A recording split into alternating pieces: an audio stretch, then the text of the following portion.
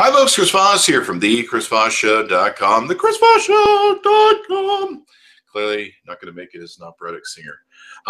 We're coming here with another podcast, so thanks for tuning in. Be sure to subscribe to us on YouTube. Hit that bell notification button and watch for all the subscription stuff. Be sure to hit those buttons as well.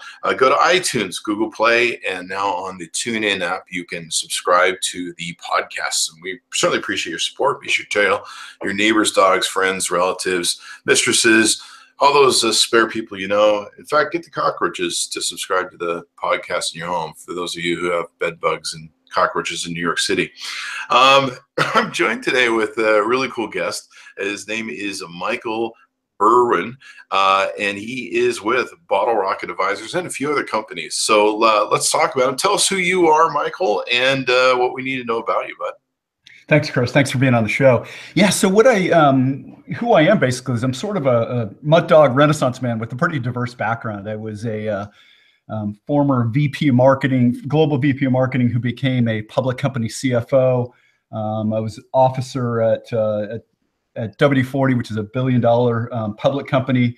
I am the co-founder and president of a startup bike products company, and I've served on boards of directors of for-profit startups as well as nonprofits and that sort of thing. And so today what I do with Bottle Rocket is I help companies grow revenue, improve profitability, and scale up. That's awesome. That's awesome. Now, is that WD-40, the WD-40 company that I know, that's the lubricant? It is, yeah. And WD-40 is a funny story in a sense that it sits in more than 80% of American households. So in a lot of ways, it has higher household penetration than Coca-Cola or Pepsi. More people use WD-40 every week than use dental floss. I use it as my dental floss. Yeah, you'd be amazed at the way people use the product, and some of it we couldn't even really talk about on a public channel like this. We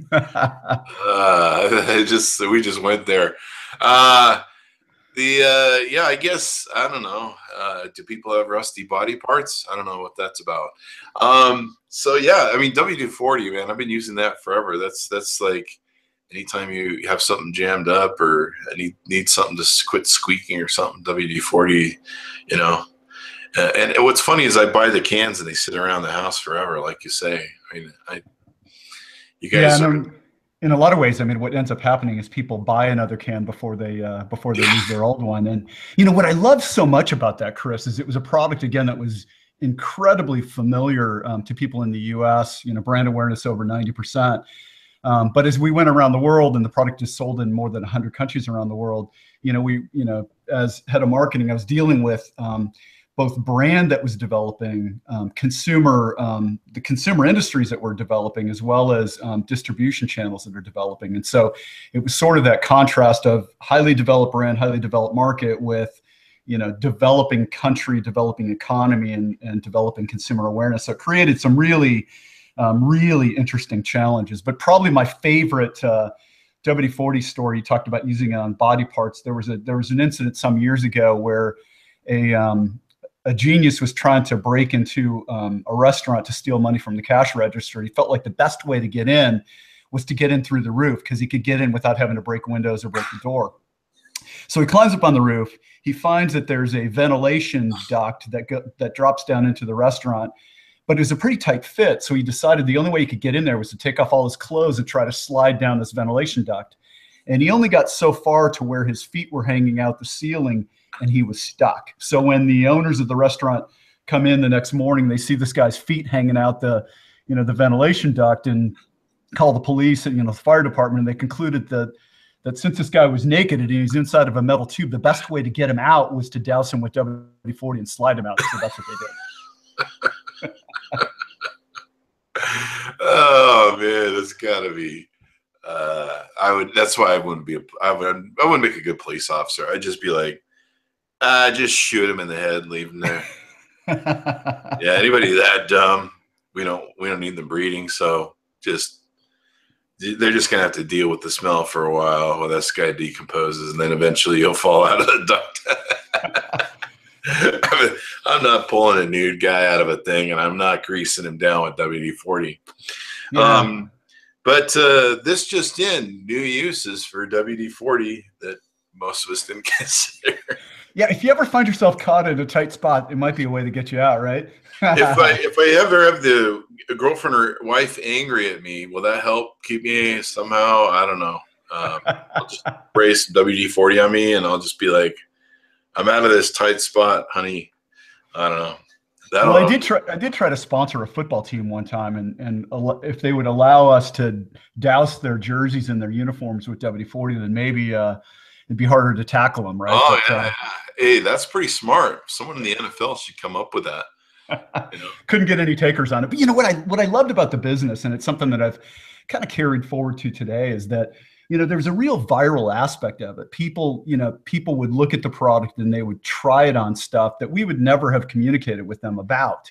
And then because it worked, then they would start telling the world about it. And so I think, you know, as I look at business and brands today, to the extent that we can create, you know, services and products that have that kind of, you know, that spark that kind of experimentation by consumers, I think we have an opportunity to build even bigger businesses that way. Yeah, pretty much WD-40 is like, if you have that and I think a roll of duct tape and a toolbox, you can do anything in the world, I guess. That's right. There's that old saying that if it moves and it shouldn't, duct tape it. If it doesn't move but should, you WD-40 it, right? I've seen those flow charts where it's like, duct tape or WD-40, and you're in business. So let's talk about what else you do too, on top of everything else. I know there's a few points in your email that we talked about, how upstarts can compete with bigger players. Yeah, so a little bit of a lead into that, Chris. I mean, I've always been kind of one of those people that felt like, you know, experience is inevitable, but learning isn't. If we think about, you know, every day we all drive, right? Mm-hmm. But how often do we improve in our driving skills? Mm-hmm. Not that much, really. And the reason we don't is because we're not really thinking about it too much. We just do it. Mm-hmm. And as I look at, you know, businesses today, and it has to do with, you know, upstarts and that sort of thing, I think what happens in a lot of cases is that people tend to take things for granted. You know, larger businesses, you know, may dominate their category and start taking for granted what it is that got them to that level of dominance and that level of success. And so, you know, as I advise upstarts and competing with, you know, with bigger ones, I think the most effective way is to define niches that the upstart, the challenger brand can effectively communicate with. Find a small niche, start there and expand out. And there's a huge number of examples that have done that. So if you think about Yeti coolers, for instance, a really popular brand these days, right? Who would have thought that someone would go from spending $30 on an Igloo cooler to $500 on a Yeti? Mm-hmm. Well, what they did is they had obviously a fantastic product, but what they first did is they went to a niche, and that was, you know, people that are out fishing, they need a cooler that lasts longer. Oftentimes it's in a boat, and it's helpful if they could actually stand on the cooler. And so the guys behind Yeti, the brothers, designed this really stout cooler that kept stuff cold forever, but also that they could stand on while they were fishing from a boat. And once they started in fishing, they kind of expanded out there from there. Now, are those the guys that have the crazy cooler that has speakers in it and like Bluetooth and a charger and stuff? No, I mean, that's a different one. But again, there you go, taking off a different innovation route on a product category that's been around forever. Well, I remember seeing WD-40 do the thing where they just started making all sorts of different variances, you know, like a WD-40 pen and, you know, all sorts of different things than just that can that it always used to be. And it's interesting to me how brands like that have been able to segment themselves with different variants of their product.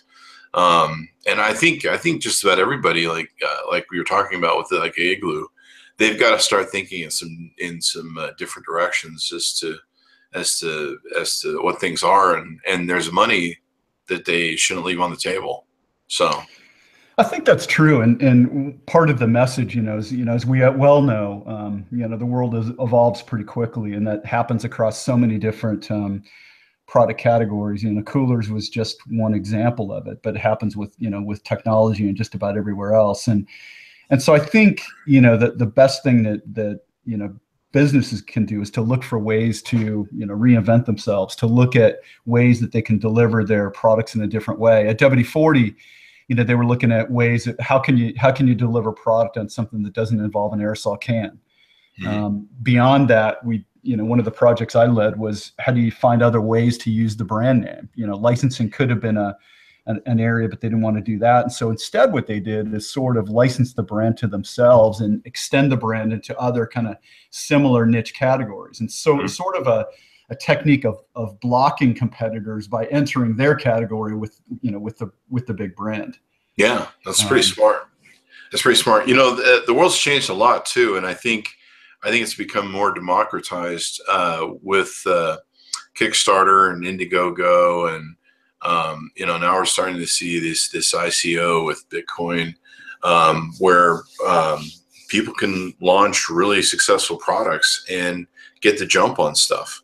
One of my friends, Scott Jordan, owns Scotty Vest, and I remember he was talking to me about whether he should do Kickstarter, or he should do like a special thing on Kickstarter or on Indiegogo. And I told him, I said, Kickstarter is the Cadillac, go for Kickstarter. Well, Indiegogo gave him a deal because they aren't Kickstarter. And he went with Indiegogo. And he did kind of okay with their campaign, to my understanding. I don't know exactly how they did, but they did okay. But then somebody basically, they actually had purchased a Scotty vest. They'd found the invoice. But somebody basically took his product and added a few different features to it and then sold it in a much more, a better way that to kind of clicked with consumers in the way they presented it on video. And they launched on Kickstarter. And they just did bazillions of dollars worth of production. And then they eventually went to Indiegogo.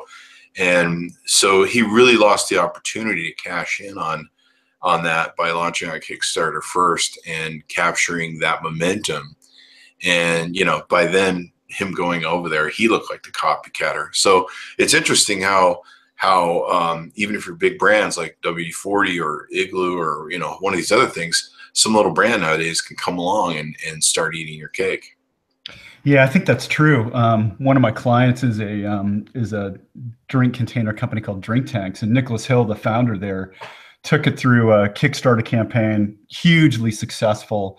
Mm-hmm. And what their angle on it was to come out with double-walled insulated beer growler containers was kind of the angle. And so they took this niche, but they used Kickstarter almost as a way to generate their first year of revenue, and it was a great way to test. And so I think if Nicholas had taken the other route of just, hey, I'm going to try to sell this thing and I'm going to try to compete with Hydro Flask or Yeti in that category, it would have been a lot slower to take off. And so I think you're right that these platforms like Kickstarter certainly democratize the whole process of going to market. But I think it also means too that imitators, copycats, and competition can do the same. And so I think, as I look at, how things go today, part of the way I advise people is you've got to be thinking ahead. And so many businesses start with an idea, a product idea or a service idea without understanding how to translate that into a platform and into a business. And so, part of my work now involves helping people define a route to take, whether it's creating a business around their idea or looking for, licensing opportunities to take their product to market faster. Yeah, I know that, in fact, going back to Scotty Vest, he actually went on Shark Tank and was trying to sell the licensing to his brand in the patents sort of thing that they were reselling and licensing to other people. It didn't end well, but I think he's one of the few people who told Mark Cuban to stuff it, and he pretty much told everybody they were fired. It was a great show, but yeah, there's a lot of opportunities out there. In fact, even with Kickstarter now, it's pretty much become accustomed that if you go on Kickstarter, you got to launch pretty quick and get your stuff going, because the next week you'll see the competing product someone just copied off you on Indiegogo or one of the other sites. Hey, I got to tell you one more story about Mark Cuban, though. And so my nephew was about 10 years old, and my nephew's a hardcore San Antonio Spurs fan. Mm-hmm. And, Cuban owning the Mavericks. So my nephew was going to a game in San Antonio and sees Mark Cuban walking into the arena before the game in San Antonio. And so my sister asked Cuban, because Cuban was only there with, just one other guy and didn't have an entourage or whatever, and just asked Cuban if he wouldn't mind taking a picture with my 10-year-old nephew. And Cuban said something like, well, yeah, I'll do that as long as he takes off the Spurs jersey. And my nephew goes, no thanks.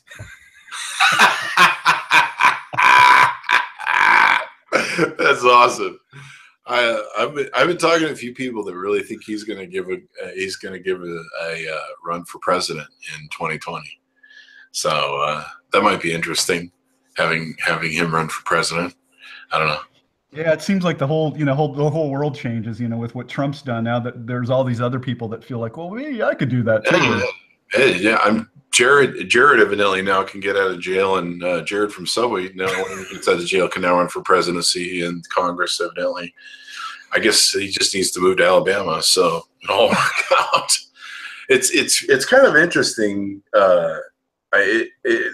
We know that we're in a bottom that we're going through politically and probably culturally or socially in our thing, where we're in this vitriolic change period, kind of like what we went through with the civil rights and stuff like that.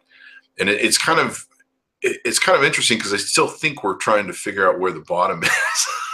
Gosh, that's so we're true. Still just going, like, you kind of thought you were like, okay, well, we got that, but I don't want to get too much into politics, but certainly we need to come together better as a country and all get along, I suppose. So let's talk about some other business concepts and things that give us a better insight to you and what you guys do at Bottle Rocket. Yeah, so one of the other areas that I look at is how to help companies grow internationally. And I've through my career, I've run into so many people who will bring their products to a trade show, and it just so happens that someone who speaks a different language shows up at their booth and wants to buy their stuff, and they tend to get excited about, oh, let's sell it to this guy in Venezuela, and there isn't any other rationale that whether the product or the way that it's designed or anything will fit in the Venezuelan market, other than that there's somebody that wants to buy it. And so I think many people look at international business, look at it pretty naively, and feel like the relationship is more transactional, that it starts and stops with someone placing an order and writing a check. I'm a believer that, well, in business and in politics, you can't look at things transactionally. You got to look at what are you really interested in long term? And so part of what I help companies do is, define the path to finding the right partners internationally, so that, it isn't just a one-time order thing, but rather it's an ongoing relationship. And that comes down to, identifying several qualities in an international partner. Part of it is that they have, distribution in a channel where your product needs to sell, that they have the ability to make the sale to the buyers that your product or service, would need to go to in that country. And number three, I always advise people too, to figure out a way to write a contract that not only defines progress milestones, but involves a sharing of the marketing investment, so that you have a say over how your product is marketed. Over the years, I've spent time in more than 40 countries. And I remember one time I was in Malaysia, and I was meeting with a auto products distributor, and I go to their office, and in addition to selling auto products, they were the distributor for the Polo clothing brand in Malaysia as well. And I thought, that has nothing to do with anything. And the two businesses obviously didn't fit very well together. And I had heard during the meetings that their apparel business was struggling because it was just something that didn't fit. So I think avoiding those kinds of pitfalls that for international distribution are really important. Yeah, it's really interesting now. I think when you build products and you build things now, you also have to look at building community, and building a community around the products. And like you say, just not a sale transaction of buyer and a seller. I think you need to look to develop different communities. Kickstarter is interesting, going back to that basically what you do is you're tapping in, of course, to the Kickstarter general community, but then you build a community there of your fan base of people that love your product, and they'll just buy anything you want. companies that I've seen rise up over the years from Kickstarter, they just keep going back. And a lot of companies I know now that are very well funded and well performing companies that don't need to go to Kickstarter, they actually go there so they can build a community. They can build a fan base of a tribe of people that are just that love their product and believe in their product so much that they'll trust them by making an upfront investment in the product before it gets released. I think there's a good example of that in outdoor gear. There's a company called Cotopaxi that does gear and apparel, and they started with sort of a Kickstarter campaign, but I noticed that they still participate in that as a way of building kind of support and enthusiasm for funding new product launches. So I don't think that there's really an end to that. And the beauty of it from my standpoint is being able to tap into that that enthusiast market, but also to be able to control the message. And I think that's the areas we look at the state of retail today, and all the retailers that are closing. I think the ability of brands to build and maintain a direct relationship with consumers is really important. But I think that the two are sort of related. I personally believe that part of the reason why retail is struggling these days is, first off, there's way too many stores, but secondly, not that many of them do a very good job of building community. Mm-hmm. And the ones that do are ironically still have a lot of customers walking in and ordering online from them and that sort of thing. Yeah, it's really interesting to me when I've watched Best Buy and other different retail operations dying. I think there was a report recently that one of the big retailers in New York was closing like a Fifth Avenue store and turning it over to, I think, an office. I think we work office thing or something. I go into Best Buy and I have to check the website these days because 90% of the time they don't have what I want in the store, and they're pushing this. They're kind of caught between this Amazon and then this brick and mortar where they're like, well, if we don't have it, you can order it just like you can on Amazon, and you're just like, well, I'll just order it on Amazon. Yeah. Why did I come in here? Why did I come in here? So and these retailers, you go in there and they're just ghost towns, anytime I go into a Best Buy, it's just like a ghost town. I'm just like, you can't even find people who work there. You're just like, I'm pretty sure I could steal something and make it out the front door. Not that I advise that, but. So what do you think is going to happen with that, Chris? I mean, and I think Amazon is a great example because they're putting up brick and mortar bookstores these days. And the interesting thing is, all of their bookstores that I've walked into have been crowded. Really? Yeah. So I don't know, but what do you think is going to happen? I think brick and mortar retail is going to die. We're seeing the malls. The malls have been on a decline forever. And now they're just converting the malls into other things. I just think more and more people are just going to be online. They're more and more comfortable with it. I mean, I remember my mom, who's in her 70s, she said, oh, the internet, don't put your credit card on the internet. That's not how she talks, but,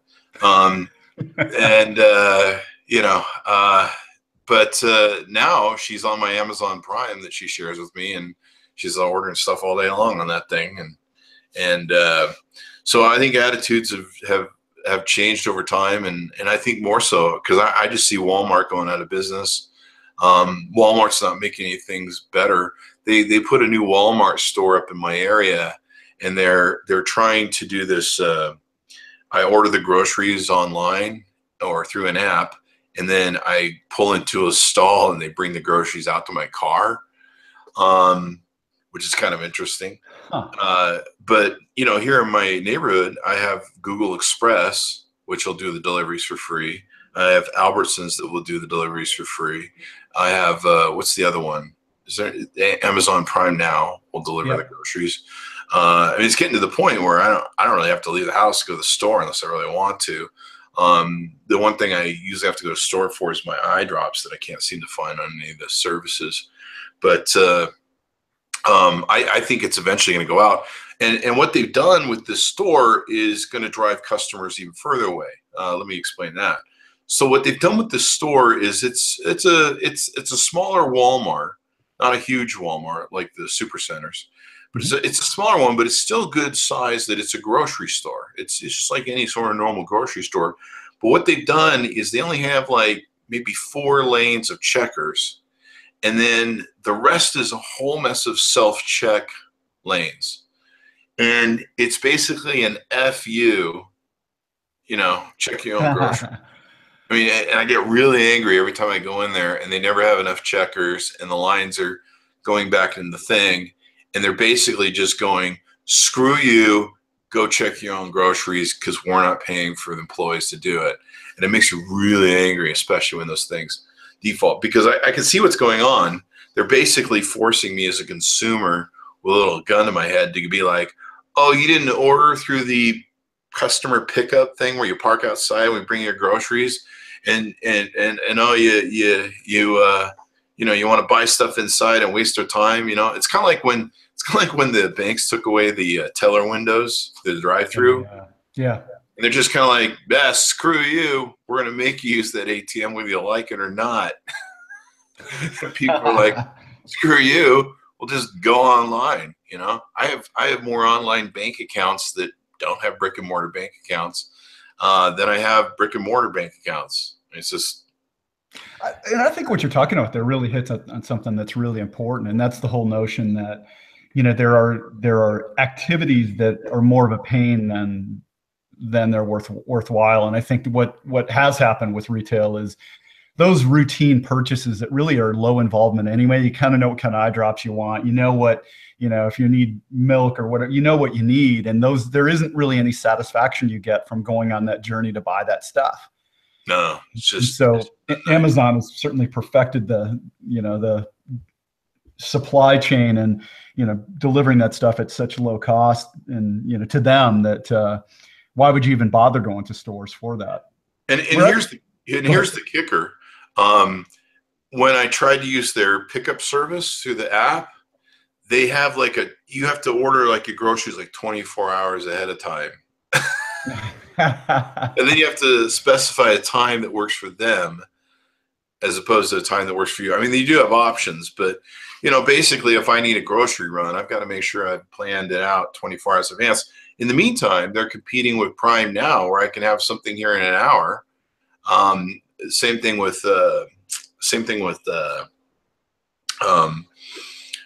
else is there? There's Prime Express, there's Prime Now, there's Google Express.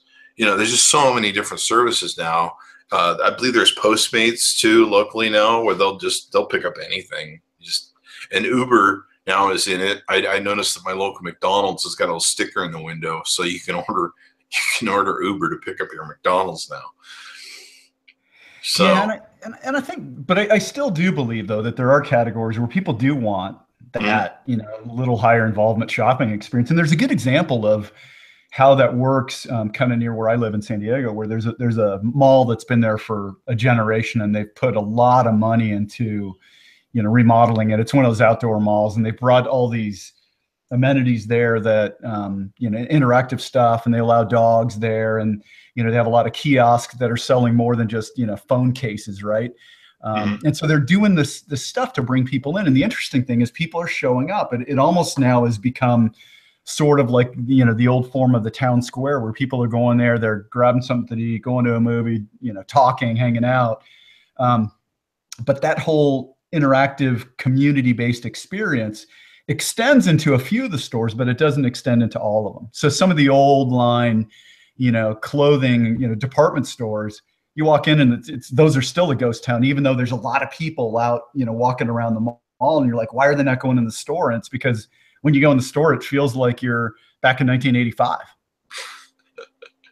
So, but I think also too that people are learning from this, and you're familiar probably with the apparel brand Eddie Bauer. Mm-hmm. So they've had stores for a long time, and about 2 years ago they started closing all their stores, and they've now recognized that the brand does have equity. That originally started as an explorer brand with legitimate coats and parkas and stuff like that, and they've now fully switched from a store model to online, and that's sort of their future. And at least so far, it seems like it's working okay for them.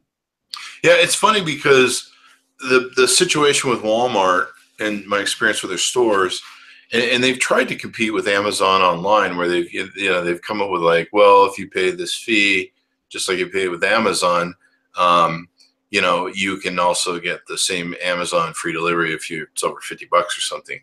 And they just don't realize they've arrived too late. Like Amazon just beat them to the model. And I like the idea from Walmart trying to compete, but my problem is if you come to me and say, hey, we have the same program that Amazon has.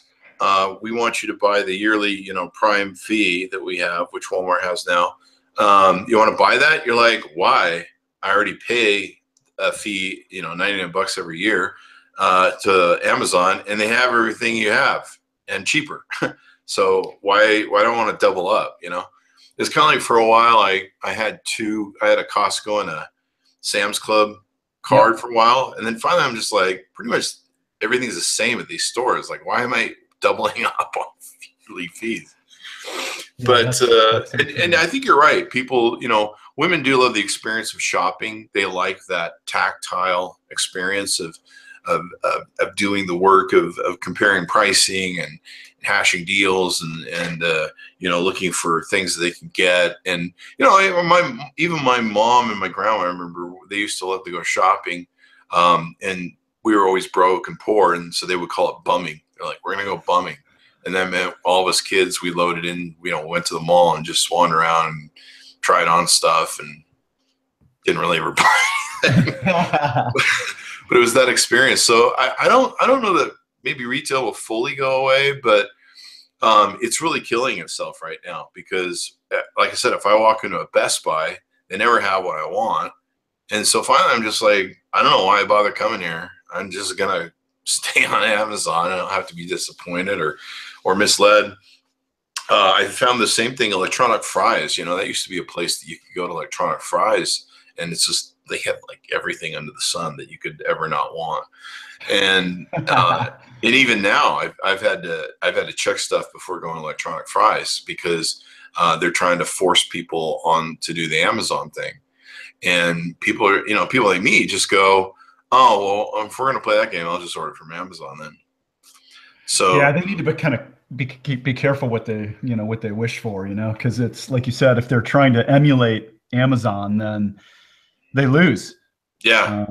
Like I would even do something. I mean, I can see why, you want to retrain your buyers maybe to go online you can certainly save a lot in employee costs and brick and mortar costs. But they should do something that makes it enticing. Like maybe when I go into your store, you have computers set up, or it'd even be cooler that would get people to be interested in it is make like a touchscreen wall where people can go up and they can, right there in the store, they can order what they want. And that if we don't have it, what Best Buy should do is if we don't have it in our store, but you order it online or you order on our little wall here, you get 10% off or 5% off. That will make me buy it through your thing instead of going to Amazon and going, how much is this? Amazon? I'll just buy it. I get free shipping. So, yeah, no, I love that idea. I mean, and I think that's a creative way of getting people to come back in the store. And I need to call Best Buy and sell that to them. You do? Yeah, you call them quick. Whoever's watching this right now is on the phone with Best Buy. But no, I think brick and mortar is largely going to die. I imagine service industries are going to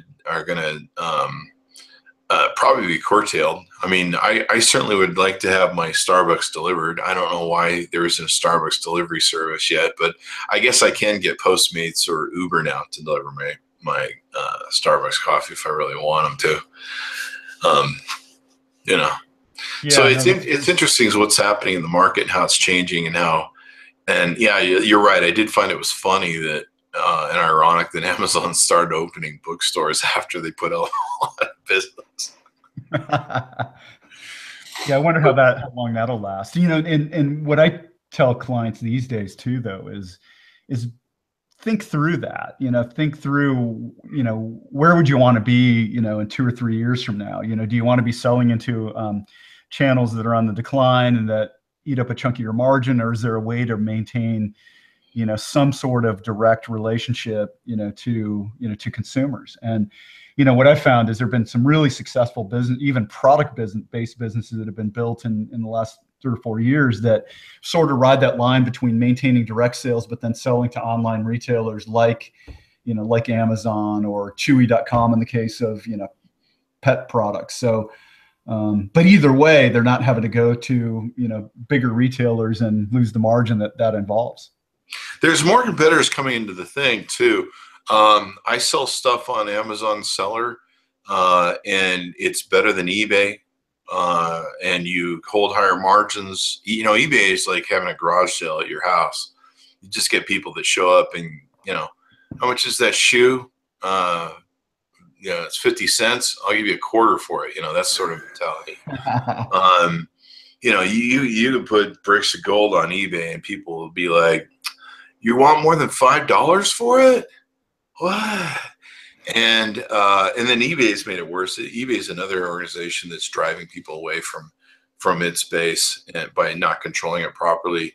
So a lot of people have gone to Amazon Seller, and now there's huge groups of people now that are competing with retail, where what they're doing is they're going to Alibaba and buying off of Alibaba's wholesale channels over there, and then selling it on Amazon.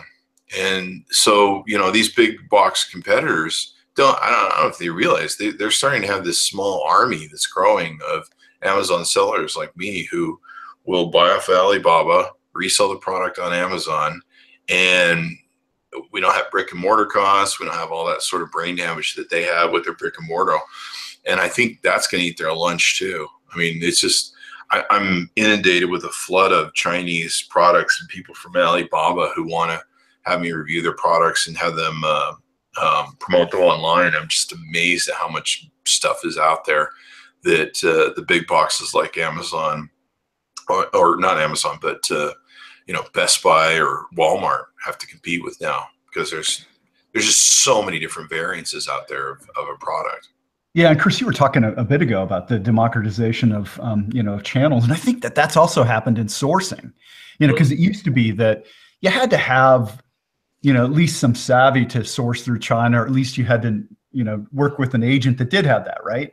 Mm-hmm. But what Alibaba's created is anybody can source just about anything at any time, and sell it immediately. And a couple of weeks ago, I was in a pitch fest and listening to a guy talk about his really unique sports drink vending machine that he's putting together. And somebody in the audience is on his phone looking at Alibaba, and he's like, have you checked Alibaba for this thing?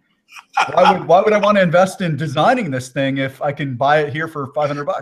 Oh, that's hilarious. That is hilarious.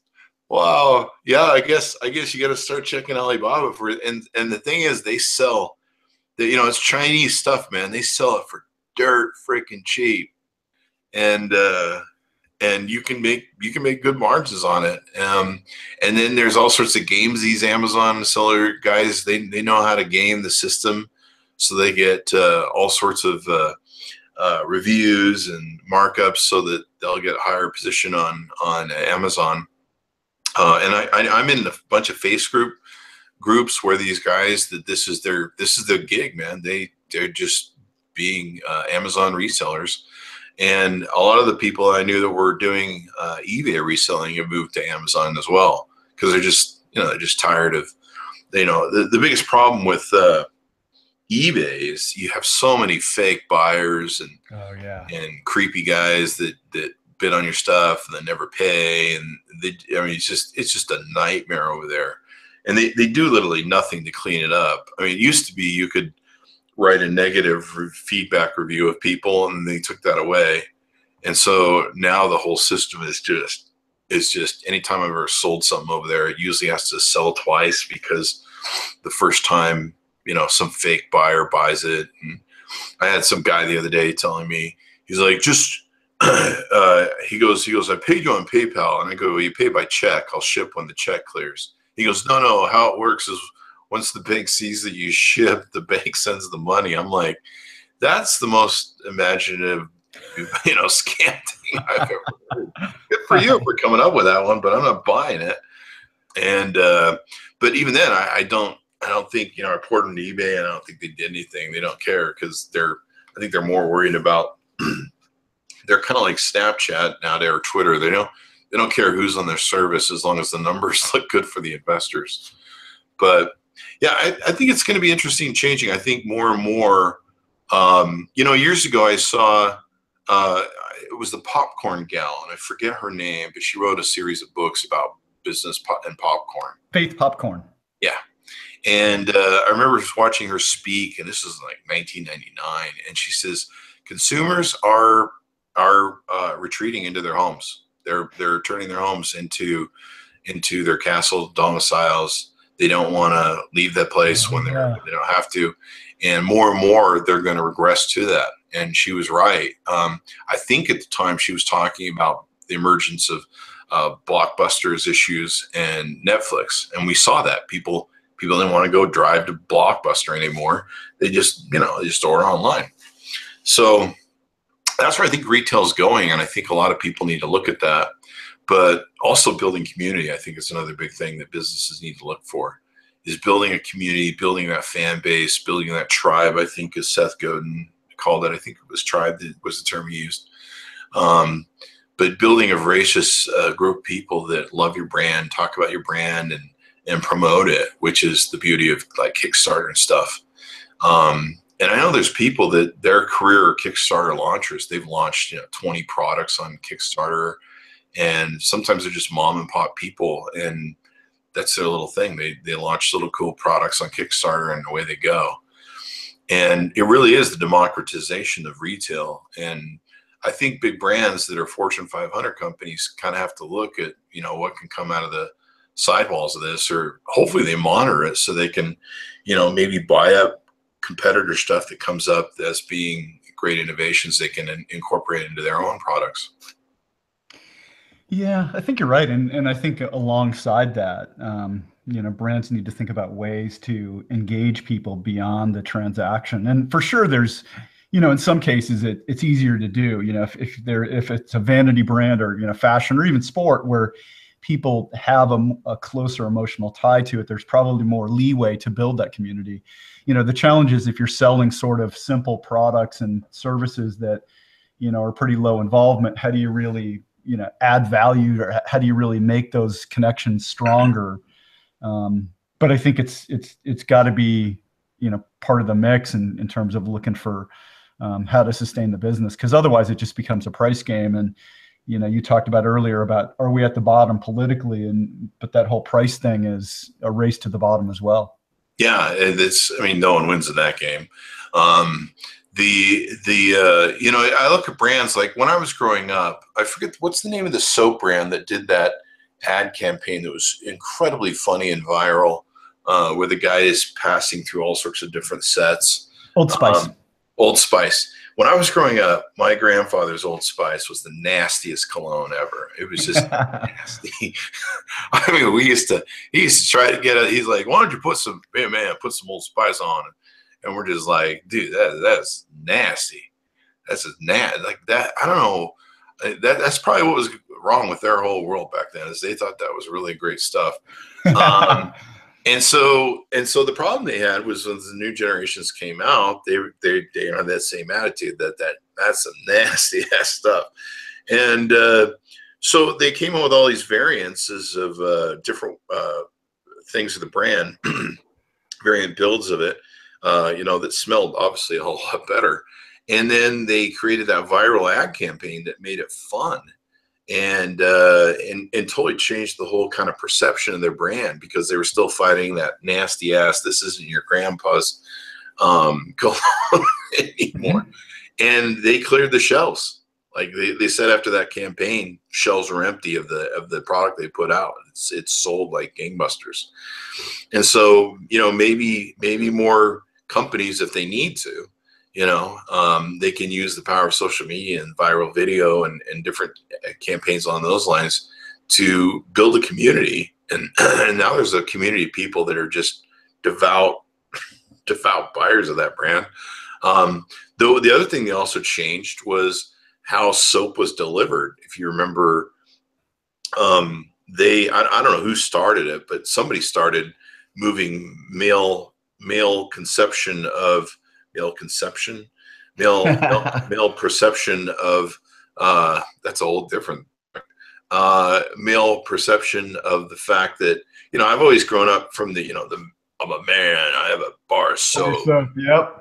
You know, I like I used to always get appealed to the ivory soap. Is it the ivory soap with the Scottish guy? Yeah, the Irish Spring. Yeah, the Man, Irish yes, Spring. but I like it That's what too. it was. And I'm like, that's a man soap right there. And then when I started, you know, I saw women get into this liquid soap phase, and I was like, The well, body wash. that's good. That's good for women. It's liquid, it's soft, it's special for them, but I'm still a man with my bar of soap. I'll probably a chunk on it. So all that testosterone stuff.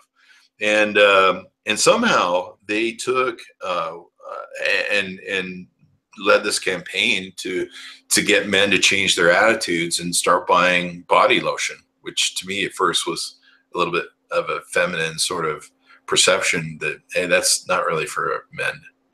At least not high testosterone driven men. I don't know.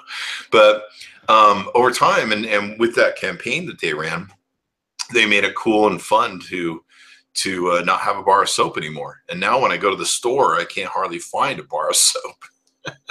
No, that's a great example. And Chris, since we're just amongst friends, what body lotion do you use these days? I don't know. I'm a cheap male, so I have to go look. But I'm trying to think. I think it's not. I think it might be that brand. Okay. But I try and find ones. You know, that's the other thing. They got so many variances of brand. Like you guys should do that at WD-40. You should have WD-40 vanilla, WD-40 strawberry scent, WD-40. Yeah. You know, because you guys do at WD-40, that is a pretty nasty ass smell that comes off that WD-40. That's the one thing about WD-40, man. You know that smell. When you smell WD-40, you're like, that's WD-40. It kind of smells the same as I do after 4 days of not taking a shower and sitting in front of a PS4 gaming. But see, some people like it. We got an email from this woman one time, and her and her husband own this big farm in Nebraska, and she was telling us that one day, you know, they were as like the harvest season or whatever. So her husband was heading out, you know, on the tractor to spend the day in the fields, and she decided to ride along with him for that day. So she climbs in, and this is one of those big, all huge tractors that has like a cab and everything in it. Yeah. She hops on the seat, and they go rolling out in the pasture, and he's like, he smells her. He's like, you smell good, but she goes, well, yeah, I took a shower today. He goes, yeah, but you smell really good today. What are you wearing? And she goes, well, you know, I just took a shower. And then she realized that when she hopped in the seat, she'd actually sat on a can of WD-40 and it sprayed. And the guy's like, oh, that smells good. Dear women, how to pick up your manly guys. Yeah. WD-40. So one of the guys, on another note, I mean, one of the companies I work with now is a men's natural soap company called Dr. Squatch. And the interesting thing about this, and kind of relates to the conversation, is when Jack Haldrup started Dr. Squatch, his idea was have these soaps that are made of, you know, natural ingredients, which are less harmful to your skin. And, you know, for guys who have skin problems or whatever, that, you know, this would just be a good alternative to sort of the mainstream man soaps, let's say. Yeah. And so he starts and he does incredibly well. He starts using Facebook ads and builds this really successful soap company. And as he's digging into it, he's starting to dig into like, who's buying this stuff? And what he found was he was expecting kind of like the classic higher income, you know, the granola crowd, people that cared about, you know, the environment and natural products and, you know, highly educated. And what he found was it wasn't that.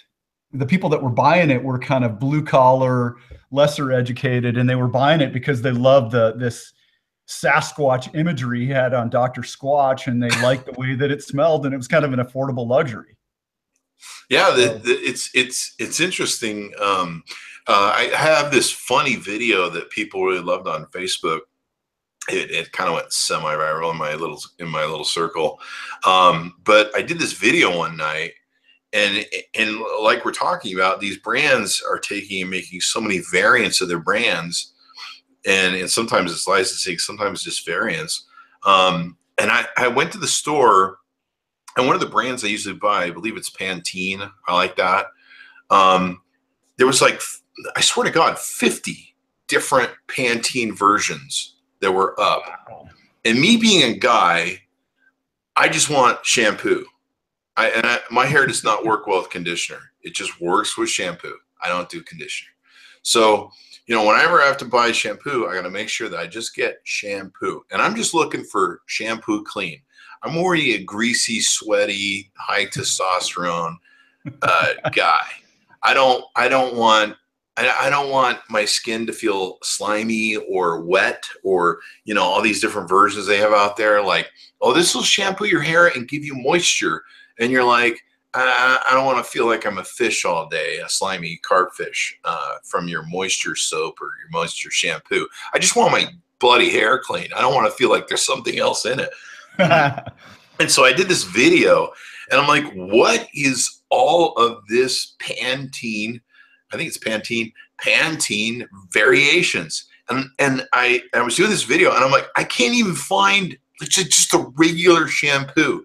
Like, there's Pantene with strawberries. There's Pantene, and there's Pantene for moisturizing your hair. And there's Pantene moisturizing conditioner. And there's Pantene that smells like peaches. And then they even have one that basically implied that if you're, you know, you basically have to go in for a drug test and they test your hair. This is like really good if you're like a weed consumer or whatever. And I'm just like, I was looking, I can't remember, I've watched the video, but I was looking at the bottle. I'm like, clearly that's what this is for. They're selling a product, you know, and then in the video, I started looking at the back of them. I'm like, you know, I don't think that there's any real difference in ingredients. It looks like there might be one difference of ingredients between them. They're really just selling the same stupid bottle of shampoo. They're just putting a different label on the front with a different sort of application. You know, there's like, is your hair too dry? Oh, buy this shampoo version. Oh, is your hair too wet? Buy this. You know, it's just like, and at the very bottom of this whole, there was like, you know, the shelves, and the whole thing is just Pantene variations. And at the very bottom, it's just this small little area for the shampoo, like just the normal shampoo. And I swear to God, I looked at the back of them and didn't look like there was much changes in the ingredients, but believe me, the more you had something that was, you know, something that seemed like it did something, the bigger the price would change. And so not only were they just relabeling the front of the bottles with some sort of variant BS in my mind, they were, you know, jacking up the price for that extra special strawberry blueberry version. Well, yeah, and I think therein lies the challenge, both, you know, with retail and for brands, because you got all these variants of different products that, you know, essentially do the same thing. I mean, another good example of that is if you go and you look at window cleaners, and, you know, at one point in one of the stores I visited, Windex had like 6 different flavors of Windex. And you're like, you know, I'm not sure how many people really spend a lot of time smelling their windows, but I'm not sure that, you know, all these different fragrances really matter, right? Yeah. And so, but I think it sort of speaks to this whole thing of, you know, the bigger the store, the bigger the shelves, the more they have to fill, and, you know, the more space. And I really believe that part of what is driving this, you know, online thing is people are looking for simplicity. Mm. They don't want to go to the shelf and face this ribbon of endless colors and endless choices, and then try to figure out where the shampoo is, you know, because it's hidden amongst this. Yeah. So I do think that, you know, there's continuing opportunities for, you know, for brands to break through the clutter of all of that. And it doesn't necessarily always involve, you know, 27 different flavors of shampoo. It involves, you know, clarity in the message and what the product actually does, and leave it at that. So, I mean, you guys at WD-40 should have like a bubblegum flavor. Well, yeah. Flavor probably isn't the right word. Maybe if you huff WD-40, maybe that's good. But maybe a bubblegum fragrance, you know, so that when I go into the auto shop, it doesn't smell like grease. It smells like bubblegum. That'll maybe come back. Yeah, there is that. One time I was at calling on Walmart headquarters in Arkansas, and I was meeting with the buyer about it, and he goes, let me give you a marketing lesson here. And he was one of those guys that was pretty young and certainly trying to make his mark. And Walmart hires some smart people. So, but it was just funny because he's like, let me give you a marketing lesson here. He goes, you need to change the color of the WD-40 can to pink so that women will buy it. That's and actually, I was like, women are already buying it. 90% of the women still buy it right now. He goes, I'm not sure that changing the color is really going to matter in that case. yeah. But I think, I still think that's a brilliant idea. I mean, if you bind together with the Komen Group, regardless of what you think of them, I mean, the NFL has done that, and they've actually turned into quite a little thing where they sell the pink shoes that the guys wear afterwards and raise money for charities. And I did see this one gal, and it was brilliant. She took tools, and she realized that more women are single now than ever before. And they need their own tools. In fact, my mom does a lot of her own. She can work a tool and do repair like nobody's business. So they basically took tools, and she took the same sort of tools that you'd buy from. I can't think of any good tool things. Clearly, I'm not a tool dude. But she basically took all their tools that they normally have, and she just made everything pink. Like she just made, I think there's one brand of Sears that has normally black and red. Craftsman. Yeah. So she basically took all the black and red handles and turned them into blue. Or pink. I know there's another company that they have all blue handles on everything, and that's how you recognize their brand. So she just basically took all that stuff and she just turned it pink. Yeah. And she basically made these tools for women, and it was brilliant, and it sells like hotcakes. Because the women, you give the women pink color, man, they'll buy it every time. I mean, they love pink. What can you say? Well, and I think there are opportunities like that to adapt for women. I came from the cycling industry, and it used to be that the bike companies would basically just make smaller bikes and assume that they fit women. But the trouble is that women and men are built differently, and the geometry of our bodies are different, and so the smarter bike companies finally decided that what they really needed to do is design frames that fit the way women are built generally, and so that they end up with better fitting bikes, and people have better experiences on it. So I do think there's certainly opportunity for. And I was talking yesterday. I was talking with a gal who we were talking about Pinterest and buyers on Pinterest with women and stuff. And women still are predominantly the buyers of households, especially now that fewer people get married. There's more single head. They're more single head of households, so that are them. And they're usually the ones that are the caretakers of the children if it's a separated or divorced household. So they're the ones doing the buying, especially for the children and for the household, whether they're married or not. They're the ones who do the buying. And I think, seeing the rise of that over, the past 20, 25 years, that really came out that, hey, retailers need to target women more and appeal to women more. I think, if I was WD-40, just as an example, I'm just kicking this out there, but if I was WD-40, I'd not only sell a pink WD-40 can, I'd sell it as a 6-pack because I know women will buy it, and they'll buy a 6-pack because they're like, they're the gatherers, man. They love gathering and making sure the household, the cave, the nest has got all the stuff it needs, and they think ahead. Men, we're just kind of like, well, I'll just go buy it when I need it. Women are like, let's put that in the pantry and make sure we're always up on that so we never have to run the store. Women think from that whole different sort of aspect, and certainly appealing to them. I think if I had any product nowadays, I'd make one version pink.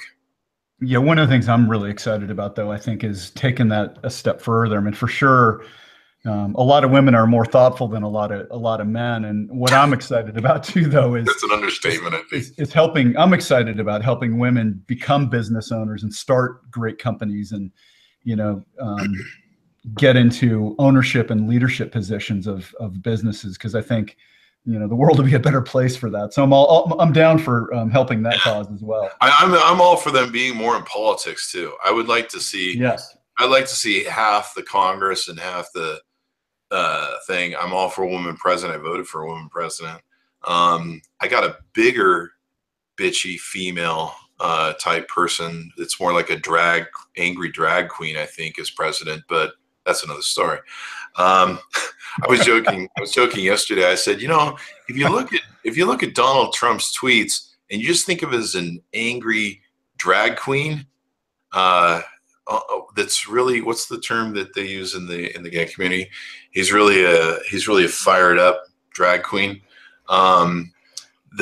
His tweets really start making a lot of sense, actually. I never thought about looking at it through that filter. Look at it that way. Anytime you read a Donald Trump tweet, just think of the most horny drag queen you've ever met, who's just a high drama piece of work, and yeah, you start looking. It actually kind of makes it funny. That's like, you're like, wow, if you can play the drag queen soundtrack in your head. But no, women have a lot of power, and I still think they're huge buyers of everything, and being able to appeal to them. You know, one thing I love about Amazon is Amazon has solved that problem you have where you don't have to look at a wall of stuff, and I've always loved how they have like a bar below that lists some of the competitive products, and they actually are using the crowdsourcing where they're saying other people who looked at this product also looked at this product. So they're leading you down the pathway with their little bread droppings on their website of how you can get to of what other people are looking at as well. And it just kind of becomes this crowd lemming sort of mentality of like, oh, they looked at this one, then they looked at that one, and maybe this one's better. And so they kind of cut down all that noise of the 50 shampoo things you've got there. Yeah, and that's a great use of the technology to help consumers make better decisions. Yeah. I'm a little, I flipped the switch on, on Facebook, because that does the opposite of channeling, the exact interest to people. And so they live in their echo chamber of similar ideas and that kind of thing. So I think there's a little more sinister potential on that side. But with Amazon, I think, that's a huge way. And just think about how often people are, even if they do go in stores, that they're pretty quick to pull out their phone and no doubt checking Amazon on things as well. I think retailers are going to have to watch that to make sure they're not getting hijacked by other stuff. I've noticed some brands have somehow worked out a deal to be called Amazon's Choice. I don't know if they paid for that or if Amazon just said this is the top seller we're finding in this category, so we're going to give it that thing. And it seems to have a good reputation. Reputation, of course, is a really big thing on Amazon as well. In being an Amazon seller on Amazon, I mean, Amazon, they don't care about you much as an Amazon seller. They care about the customer, and you will refund their money, you will make them happy, or they will close your Amazon account. Being that customer service sort of centric is really important, where customers know that, hey, if I don't like this, I'll send it back and I don't have any risk. I mean, there's some downside. Where if I buy something from Best Buy, and drive home from their retail brick and mortar site, if I don't like it or if it's broken, I think one time I bought something from there and I had to return it because it was broken, it wasn't functioning, and then I got to drive like all the way back to the store, and so yeah, it's interesting. And I think retailers are also going to have to watch out for AI and how that works, because AI is going to take what Amazon's doing in presenting your product or presenting your competitor's product over yours, in that breadcrumb walkthrough that they do at the bottom of the screen. You're gonna have to watch AI, because there may be ways that your competitors will game it, trick it, and try and get things to, trying to get their product in front of customers instead of yours. And Chris, that really makes me wonder, is there anything out there looming that could trip up Amazon? Because right now they seem to be kind of the unstoppable force, but I wonder if there's anything out there that would stop them in their tracks, or at least slow their growth.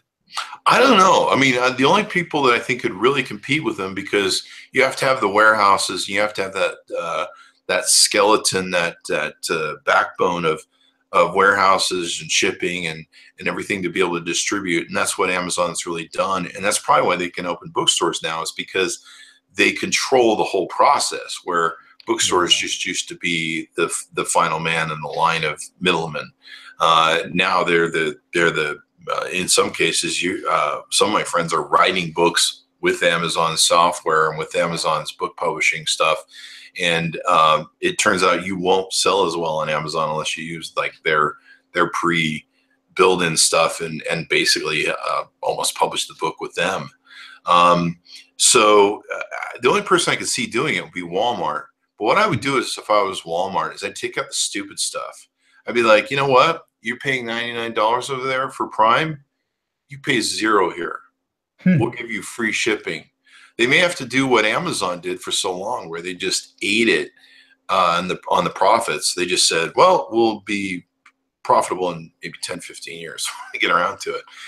But Amazon, year after year, they just would bury any sort of profit or money ahead that they make into expanding their evil little plan, and it worked. And Walmart's got to do something outrageous, like, guess what? We're not going to charge for Prime. We'll give you Prime. We're just not going to charge for it. Just come over here and shop, please. Yeah, I think it's interesting because, as a former public company CFO myself,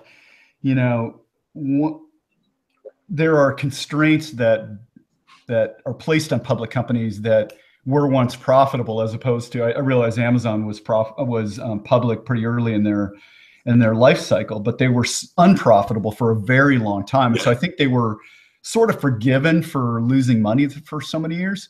I think it'd be a hard transition to make. I agree Walmart's the most likely one to do it, but I think it's a really tough transition to make as a public company, to shift strategy and say, hey, look, we face this overwhelming competitor in Amazon, and the only way that we'll ever be able to fight them off ever is to take a hit in earnings for 5 years, Yeah. And it's interesting how Jeff Bezos sold that and kept it going and kept investors, believing in the company. And of course, as they saw what they were doing and expanding, and, now they're at a point where I think right now they've got a couple of big warehouses up for bid, and a bunch of states are falling all of themselves to get the Amazon warehouse. And, so that's becoming a thing where they're going to get all sorts of freebies off that. That I'm sure will be passed along to the customer base. But, they just have to beat them at their game, which means they're probably have to lose money, and they're probably have to double down. But, what doesn't help them is they're still opening up stores like every Tom, Dick, and Harry sort of space of land they can get. There's more Walmarts now than there are 7-Elevens. And there might be more than there are Starbucks the way they're going. I don't know. There's probably still more Starbucks, but Starbucks is another sort of crazy retail thing, but people seem to love that. I mean, they're basically the drug dealers of caffeine. So I don't think that's ever going to go away.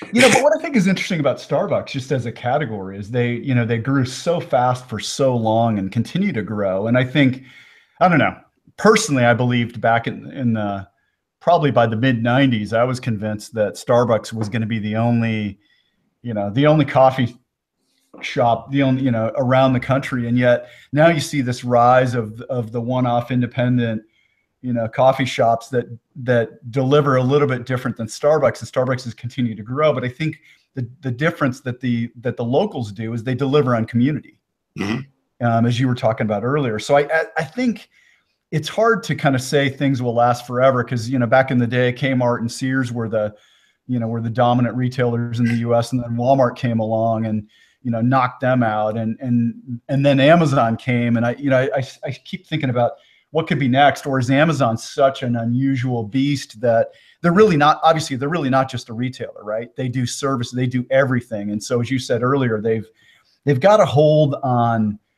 distribution, on product, on services that is so unique, that I don't know what will come next. They almost source it themselves, because for big companies like yours, they say, send us giant pallets, we'll store them in our warehouse, and then we'll distribute them. And so I think it saves companies, distribution costs that way, where they just hand it to Amazon, and Amazon knows it can bang it out. And I actually, when I go on Amazon, I look for products that I know are going to be there in their inventory. And if I have a competitor that's like selling directly from their warehouse, I'm going to have to wait for their shipping, or I know I can bank on the shipping for Amazon, I'll choose the product that Amazon can get me delivered quicker. I think AI is going to have a big effect. What you talked about, one thing I was surprised at recently was Toys R Us hitting the wall when it came to brick and mortar. that just amazed me, because I always thought, you know, between them and Babies R Us, I mean, everybody needs kids for their little rats, and you know, you got to go get toys to make those kids happy. But evidently they've hit the wall, just like Sears. You know, Sears Roebuck, didn't Sears just, their CEO had to loan the company $100 million or something like that? Yeah, Sears became a real estate play. I think with Toys R Us is, you know, interesting, because if you think about the seasonality of their business, toys are heavily seasonal, heavily influenced by, you know, by Christmas, right? Mm-hmm. So they have these giant stores, and so much of their business is concentrated at a time when, you know, time of year leading up to Christmas, which is when everybody is, you know, Target and Walmart, and they all turn over their, you know, their stores and create these giant or bigger toy departments. So it's a bit of a surprise, but I think where they lost the plot is they force people in these mazes to go through their stores, and then there was almost too much. There wasn't enough, you know, personality to their stores, and so I think they lost that way. But I think it's also a category where the buyer is different than the user, right? And parents can easily go on Amazon and buy the toy that the kid wants without having to go through the hassle of having to lead them through this giant store. Yeah, and they don't help themselves. I mean, it seems like a good customer service thing, but like Home Depot is notorious as being another brand like Best Buy, where I have to be careful. I can't drive over there. I've got to check the store to see if it's in stock. And they're trying to force people that, if you buy it online, you get a little bit of discount. I think they do offer a discount if you buy it online and have it shipped to you. But the problem is you're slitting your own throat, because you're going, hey, we'll give you a discount if you buy online. And meanwhile, we're just going to bankrupt those brick and mortar stores, because you're never going to go anywhere, because we're teaching you a new way to pattern. So we're hoping that we'll make enough money on this end, and I don't know. You're basically, what's the term? If someone's going to eat your lunch, you might as well eat your own lunch. Yeah, I like that. Yeah, it's kind of like why I think a good example of that wasn't it where Apple came out with the iPad, and everyone's like, you're going to kill your Mac sales, and they did, but they were just like, hey man, if we don't do it, somebody else will beat us to it, and if anybody's going to eat our lunch, we might as well eat our own. Yeah, and I think in addition to that, I mean, what Apple has been so smart about is creating ongoing revenue streams from the sale of a product, right? Yeah. So, and that happened, you know, with iPads even more than, you know, the laptops that they sold. So that part of they have like two versions of the Pro version, and they got all sorts of variants of the iPad. My mom said to me the other day, she goes, I got a spare iPad, you want it? And I'm like, yeah, sure. And I'm like, what version is it? And it's so confusing to even know what version is what anymore, because they have so many variants of these iPads. You know, now they're starting to get into that with the the iPhone 8. Now they have the iPhone X. Yes. Like, wait, which one is the good one? But it's interesting what's going to happen. I think I imagine, you know, Sears Roebuck and I guess Toys R Us. So we'll see how they come out of this. But more and more, it's just going to become these online retailers. I think Walmart will always still be a good second, but I think the rise of Alibaba, and now I'm seeing more Alibaba integration here in the States. They need to make the English versions of their stuff a little bit more better. And the problem you still have in dealing with them is there's still banking issues and money transfer issues between them and China that you have to deal with that are kind of nightmarish. But my friend Scott Jordan, he built Scotty Vest, and he did it without ever going to China for the first, I think, 10 years or something. Wow. They never went to China. I think they had somebody over there that they worked with, an intermediary that, you know, did the babysitting on that end. And they have these, you know, brokers over there, as you know. But he'd never gone over there. He'd never gone over to inspect the product, never gone. I mean, they did have issues. I remember one time where they had like $70,000 worth of stuff that they had made. It would, you know, zippers were wrong or something like that. And so they had to eat it sometimes on production. But, you know, where you could build a company using China as a sourcing agent, you never have to even go there anymore, you know. You can just work with these relationships, especially now through Alibaba, where they're just totally democratizing it, and you just order these things, and they're very customer service oriented. I get spammed a lot on email. I think it's because I think the Chris Voss Show and our reviews are, I think they think we're like a retailer sometimes, lost in translation. And so they'll send me stuff and they're like, we'll send you all these basically, like Squatch is basically samples of their product, and, you just order, whatever. And they're really aggressive at trying to give you customer service and get you to buy their products and be supportive that way. And when you have someone like me who could turn on a dime and maybe get the hottest selling product for whatever, I think some people did really well with that.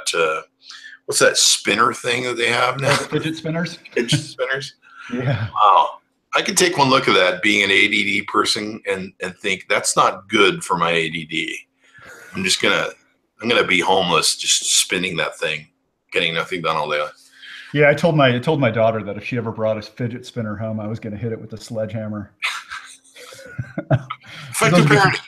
Yeah, but those would be too tempted. But I think this whole conversation to me really revolves around, I think, what is really important, principle, and that's, in business being problem focused rather than product focused. Because I think we've all got to be looking out for what are the problems that we can solve? How can we solve them? How can we go to market in different ways? How can we build community? And to me, that evolves away from sort of the product, and it's more like about, finding solutions and looking at problems in different ways. And I think that kind of mindset will be really important to anyone in just about any category going forward. I believe so too. I'm looking around for this product. Here it is. Normally when I get referred to customer service and someone pushes me into their forum, and it's this attitude of like, you might be able to email us, but we're not going to give you that link yet because we want to push you to our forum because we really don't care. But one of the forums I've been really impressed with was a company that sent us a product review called Front Row. And this Front Row is a lifestyle camera. It'll take pictures on the go. It'll do live feed broadcasting to YouTube, Twitter, Facebook, and it'll also be doing RMTP. So if you want to use other services, you can do that as well. Mm-hmm. But it's a really amazing, cool product. It's probably one of the best products that I've really enjoyed. That's kind of the most sort of niche, if you will. But what's interesting is when I go in their forums, they actually have two sections in their community, and it's very community building centric. And one of the things is people can put in, they're like, hey, we're going to keep making this product better. We're going to keep pushing new software updates to it. Let us know what you would like to see in improvements to our product. And there's all these people that are doing the innovation work for the company, that are their consumers, their community fan base, that are like, hey man, here's a great idea for the product. We'd like to see this. We'd like to see that. We'd like to see this. We'd like to see that. And literally, you don't even have to think about new things in your product. You can literally go through this forum conversation, and there's all these great contributions of ideas. And wow, okay, yeah, we'll do that. And they've been really good at pushing out the updates. Like they're starting to turn this thing into almost a phone, where they pushed out Spotify to it now. They've pushed out.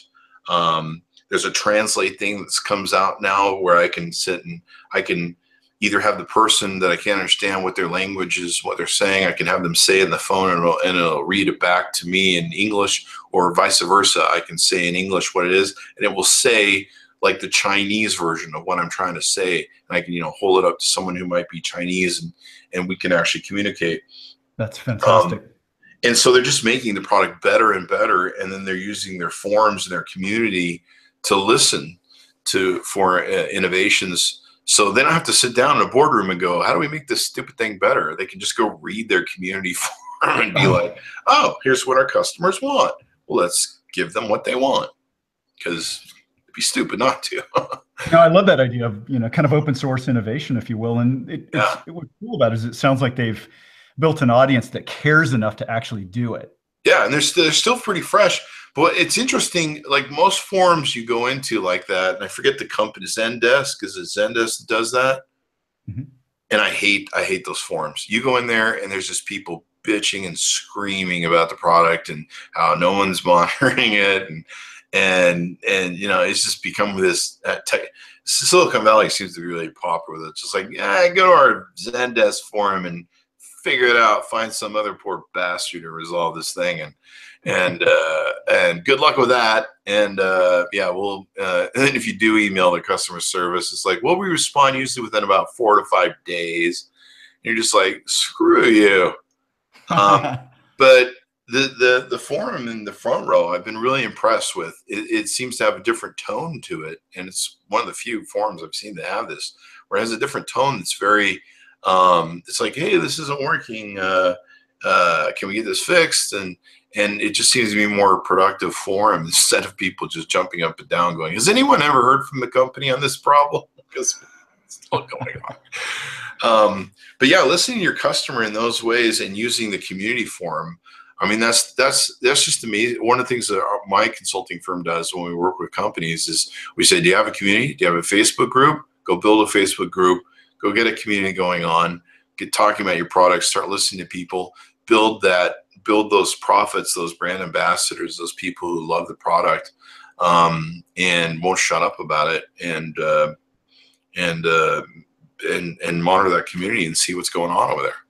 Well, and the beauty of it too is that, I mean, it gives them ideas for innovation of the existing product, but I also think it points out interesting ways to look for how you can deliver other value to those relationships and potentially get paid for it. And so I think it's a really a wide open door to improve existing product, but also look at ways of expanding the value proposition, which again is something that people should be constantly looking for as well. Yeah, using brand ambassadors is a huge thing. More and more companies are starting to figure out influencers and working with influencer brand ambassadors, but they're still quite not getting it.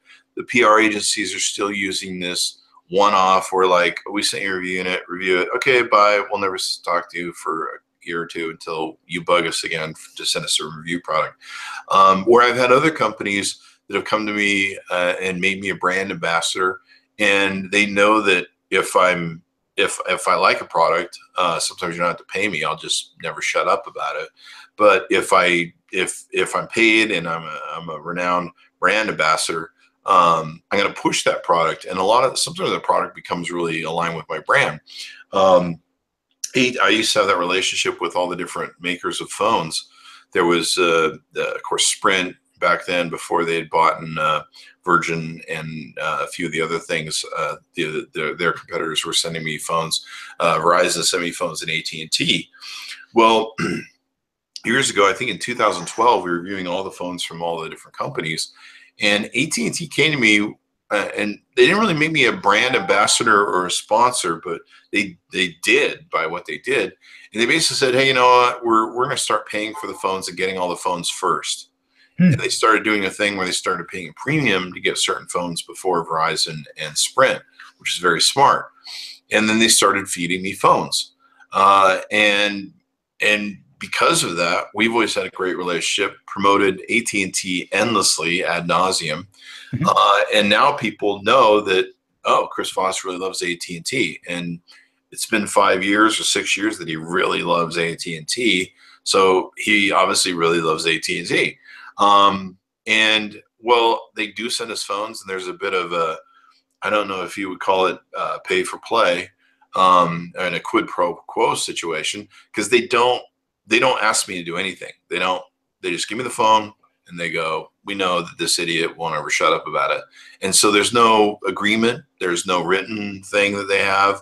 I think at one point we were saying that they were technically a sponsor for some of our events because they would give us the phones to do the Wi-Fi and stuff. And they said, sponsor might be a little, let's stay off that track. But there's no quid pro quo from them at all, other than they know I'm a brand ambassador. They give me the phones, and they just know I'm going to talk about them. They monitor me, actually. In fact, I've been told that there's somebody who actually goes on my videos and transposes them to the words, and it goes to someone in management. And I didn't know that for a long time. And I was like, wow, I better be careful what I'm saying on these videos. somebody's reading that. Somebody's actually transposing like every video I do. That's a lot of work. But so they know. But then on the other hand, they don't have a quid pro quo agreement in writing with me. They just know that give this idiot phones and he'll talk about them. And as long as we keep him happy, he might generate some business for us. And I think more companies need to get that. They need to look not for just running ads on everywhere, but they need to find brand ambassadors. Because I'm sure there's people that are just crazy podcasters that love WD-40. There's probably WD-40 freaking podcasts that are just devoted to podcasts. Is there? I think there's a duct tape one. Yeah, and I think because I've been on the other side of the table with regard to looking at brand ambassadors and sponsorships and stuff like that. And on the other side of it, I think some of the elements that are so important in selecting who you want to try to target as brand ambassadors. Number one, they've got to have credibility to their audience. And I honestly think it comes more from people like you than it would come from the professional athlete who everybody knows is getting paid and is just wearing something because they get paid, and they rarely ever do anything other than wear it. And so if I'm looking for a brand ambassador, it's probably going to be someone who has a following that represents the type of consumer end user that I'm looking to reach, that they've built that organically because their following trusts them as yours does you. And that we can come up with some sort of, mutually rewarding relationship that's beyond just, you popping in every 20 minutes on your show saying, well, it's time for another AT&T, PSA. But rather you're talking from the heart about your belief in their product and the service that they offer. And AT&T has never given me money. In fact, I've asked for money from time to time, like, special events. I'm like, we're going to South by. Can you guys give us some money so we can, buy hotels and we'll make you a sponsor and stuff. And so they've never given me money. They've just always given me products. I have unlimited cards, of course, on the phones, so I can use their service amazingly. And then what's really smart, I don't know if they figured this out, but I figured it out. But they give me MiFis, and all of my cards that they send me with the phones have tethering on them. And unlimited Wi-Fi, or unlimited tethering, unlimited Wi-Fi, limited hotspot. So what I do is when I go to events, I actually turn that baby on. And so when I'm hanging out with all my influencer friends and they're like, oh man, we're at CS and we can't get a signal, although they've improved that now. The Las Vegas Convention Center's improved it, but it used to be you couldn't get a signal sometimes in some of these events, or they just didn't, they didn't want to pay for it because they're paying these huge prices. Be like, hey, you know what? My AT&T phone, it can take 5 people, 10 people on it. Go ahead and tether up, and it's courtesy of AT&T. And so all these people will pile on, and it gives me a great and they're like, really, that's an AT&T phone? They get a chance to inspect all the phones when I go out to events. And the other funny thing that's kind of interesting that I don't think AT&T saw either was when I go to events, I have the Wi-Fi as the Chris Voss Show broadcasting. And I've had people actually at events say to me, hey man, where are you? I just saw the Chris Voss Show Wi-Fi walk by, and you're somewhere within like 50 feet of me. Oh, that's great. I want to meet you and get a picture of you and hang out with you.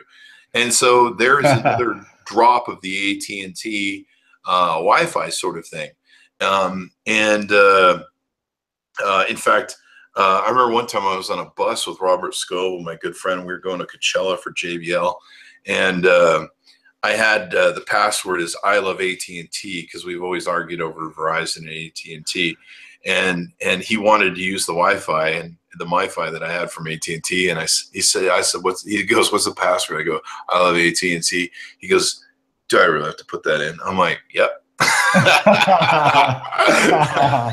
And like a little plug, thanks to AT&T for using the MiFi in the thing, because they're paying for this.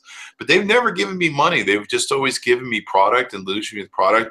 And when people see me online, they know. I've had people say, how much does AT&T pay you? Pay me a dime. They just give me phones and everything else, and I never shut up about them, and they seem to like it, and so do I. I don't even know what a cell phone bill looks like since 2011. So it's been a great experience for me, and I'm working on a book on trying to help brands understand how to work with brand ambassadors like me. I mean, yeah, maybe you can pay, $10 million to get Kobe Bryant to, I don't know, maybe do an ad, which is probably smart. But if you're just paying him to, do some product placement or wear a shirt, sometimes it's just like a one-off. And I've seen brand ambassadors do the same thing. Oh, well, I'll talk about your product, but only once in a post. But someone like me who loves a product and won't shut up about it and carries it everywhere they go, this is something that I take out to events everywhere I go. And of course, the first thing is people go, what is that? AT&T, I remember, sent me the Samsung phone that was a camera. You remember that? It was like a camera on the front and a phone screen on the back. And I was at a Hollywood party for the Oscars, and Gary from the Baba Booey from the Howard Stern show walks up to me, freaking nobody, and he goes, "Hey man, how will you like that phone?" And I'm like, "Oh, yeah."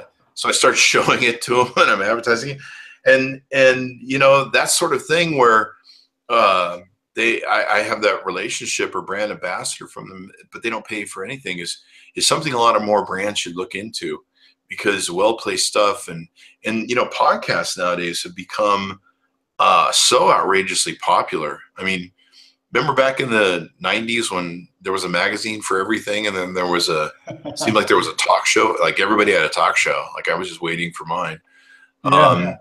And now podcasts have become that, and there's so many podcasts. There's like a podcast for everything. I think there's a podcast for how to do number 1 and number 2 properly. I don't know. There just seems like there seems to be more podcast, and there's podcasts about podcasts.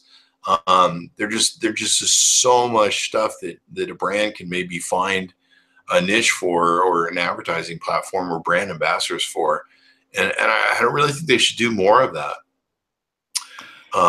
Because they miss so many opportunities with these one-offs with, hey, review our product, or hey, just get this guy to say something once about our product. Build a relationship with brand ambassadors and see where that goes. Yeah, I think that's a great way to go. Yeah. Sure. Yeah. Well, I don't want to take up all your time, Mike, but we've got some great stories and things. We should have you on some more so we can talk about some of the other topics you talked about on my email. That'd be great, Chris. I really appreciate the time. And if anyone wants to get in touch with me, they can at bottlerocketadvisors.com. Bottlerocketadvisors.com. They can probably find you on the interwebs there on Twitter and stuff. Yes. Cool. All right. So everyone check it out. He's got a great website. I've been on it and all that good stuff. And thanks to Mike for coming on. Thanks to everyone for tuning in. You've been a great audience, especially those of you that listen this far without letting your ADD get to you. So that, or you're probably cleaning the house this whole time. Anyway, thanks for tuning in, guys. Be sure you subscribe to us on YouTube. Hit that like button. Hit that bell notification so you get notifications on your mobile device. Be sure to subscribe to us on iTunes and Google Play, and tune in now as well as you can. And be sure to tell your friends, neighbors, and dogs to subscribe so we can get more great people on the show. Also go to patreon.com/Chris Voss. You can join the private community Facebook group that we have over there as well. Thanks for tuning in, guys. We'll see you next time.